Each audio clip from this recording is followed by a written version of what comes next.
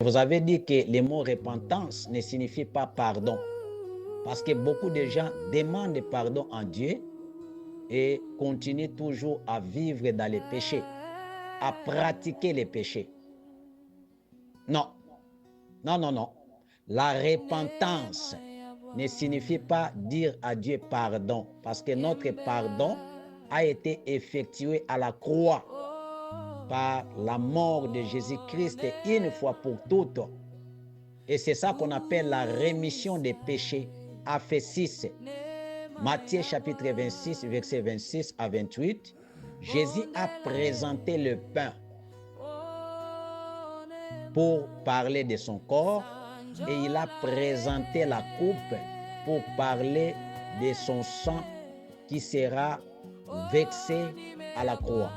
Et c'est le sang là qui nous a rachetés et nous avons obtenu le pardon pas plusieurs fois, une fois pour toutes. Notre pardon, c'est Ephésiens 6. Mais ce que l'Éternel nous demande, c'est la repentance. Mais la repentance signifie quoi? Est-ce que la repentance signifie « Seigneur, pardonne-moi » et continuer toujours à pratiquer ouvertement les péchés? Mais non. La Bible dit, si quelqu'un est en Christ, il est devenu une nouvelle création. Autrement dit, le passé et le présent, les gens doivent voir le changement par rapport à ta vie, ton comportement, ton caractère, ta façon de parler, ta façon de se comporter. C'est ça qu'on appelle la repentance.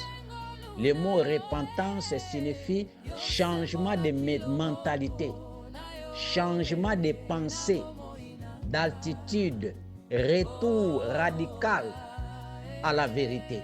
C'est ça la repentance et ça doit se voir. Les gens doivent confirmer que tu es enfant, fils de Dieu par rapport à ton comportement, pensée, ta façon d'agir. Oh non, moi, je parle seulement comme ça. Non, non, non, non, non, c'est pas ça. Le changement de mentalité doit être effectué dans ta vie. C'est ça la repentance, le changement. Quand tu étais dans le monde, tu avais l'habitude d'insulter, de crier sur les gens, de faire le mal aux gens, tout ça. C'était ta vie passée. Maintenant, quand tu acceptes le Seigneur, les gens, au fur et à mesure, doivent voir comme ça le changement de mentalité, de direction, de pensée. C'est ça ce que l'Éternel réprimandait à l'église d'Éphèse. Tu travailles, tu pries, tu jeûnes, c'est bien, je connais tout ça. Mais répands-toi, c'est-à-dire change ton comportement. C'est au travers de ton comportement que les gens sauront que vraiment tu es enfant de Dieu. Ton caractère, ta façon d'agir.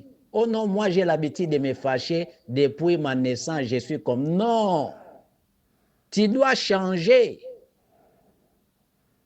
La manière d'agir, la manière de parler aux gens, la manière de se comporter doit changer.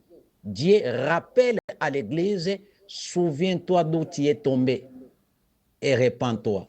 C'est-à-dire que Dieu, pour son église, il ne nous condamne pas, mais il a besoin que nous puissions changer. Il a besoin d'un changement radical, retour au premier amour, l'amour du Père, l'amour qui consiste à garder les dépôts de la parole. Souviens-toi donc d'où tu es tombé et répands-toi. L'objectif de la vie chrétienne, ce n'est pas premièrement pour Satan et ses démons. Parce que Satan et les démons ont été déjà vaincus à la croix de Golgotha. Et le pouvoir de chasser les démons n'a pas été donné à quelques personnages dans la nouvelle alliance. Tout croyant qui a accepté Jésus et qui pratique la parole de Dieu, qui est conduit par le Saint-Esprit, a le pouvoir de chasser les démons, d'imposer les mains aux malades. Il a le pouvoir. Cela n'a pas été donné à quelques personnages comme un ministère. Chasser les démons a été donné à tout croyant. Jésus a dit aux disciples, en mon nom, vous chasserez les démons. Vous, c'est l'Église qui a reçu le pouvoir de chasser les démons. Et le combat spirituel n'est pas un ministère de quelques personnages. Le combat spirituel, le premier à mener ce combat et à vaincre ce combat, c'est Jésus-Christ lui-même. Écoutez-moi très bien, parce que l'Éternel nous a suscité à ce temps de la fin, afin de pouvoir réveiller l'Église du Seigneur pour que vous ne soyez pas ça et là, emportés de tout vent de doctrines qui ne servent à rien. Le combat spirituel qui devient le ministère de quelques personnages que nous écoutons pour pousser en tout moment les croyants à être des spécialistes et des chasseurs les démons, le combat a été amené déjà par Christ lui-même à la croix de Golgotha. C'est à la croix, c'est là où le maître Yehoshua Hamashiach, il a fini avec Satan, les démons et tous les royaumes des ténèbres. Colossiens 2, 14 à 15. Lisez ces versets religieusement et méditez ces versets. Vous allez comprendre que l'ennemi, une fois pour toutes, a été déjà vaincu il y a de cela longtemps. Et celui qui est le premier à mener ce combat, c'est Yehoshua Hamashiach lui-même. Il a dépouillé Satan. Quand on dit dépouiller, c'est-à-dire il a récupéré tout ce qu'on avait perdu. Voilà pourquoi nous interdisons au peuple d'Élohim de prier la prière de récupérer dans le royaume de Satan, parce que nous sommes dans le royaume de Jésus où il y a tout comme bénédiction. C'est Jésus qui a dépouillé, c'est-à-dire il a ramené tout don qu'on avait perdu en Adam en lui-même. Voilà Ephésiens 1:3, on nous dit le Père nous bénit en Christ. Vous voyez? Donc la bénédiction est en Christ. Tout ce que tu chercheras dans la vie, c'est en Jésus. Mais le ministère de combat spirituel que nous voyons, c'est à cause de ces termes, beaucoup de pasteurs encouragent les chrétiens à aller dans le royaume de Satan. C'est interdit. Pourquoi? Parce que le royaume de Satan, il y a des sorciers, il y a des démons et bien structuré. Si tu es enfant de Dieu, tu ne peux pas aller dans le royaume des sorciers pour prendre quelque chose. Ta bénédiction a été déjà récupérée par Christ. Voilà le combat que Christ a mené. Il a mené ce combat à la croix. C'était pour libérer les croyants sous l'autorité de Satan.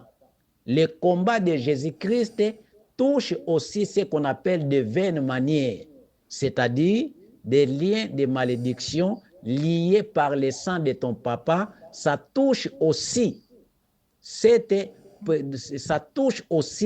de vaines manières, c'est-à-dire un véritable croyant qui croit à la parole de Dieu ne peut pas encore recommencer à faire des prières liées au sang de ses parents, parce que Jésus a amené ce combat pour toucher la prison de vaines manières qu'on avait avant. Le combat que Christ a mené à la croix, ça touche aussi les péchés. Voilà, les croyants qui sont en Christ authentique ne sont plus esclaves du péché, ne pratiquent pas même le péché. Pourquoi? Parce que Christ a mené ce combat pour que nous soyons libérés.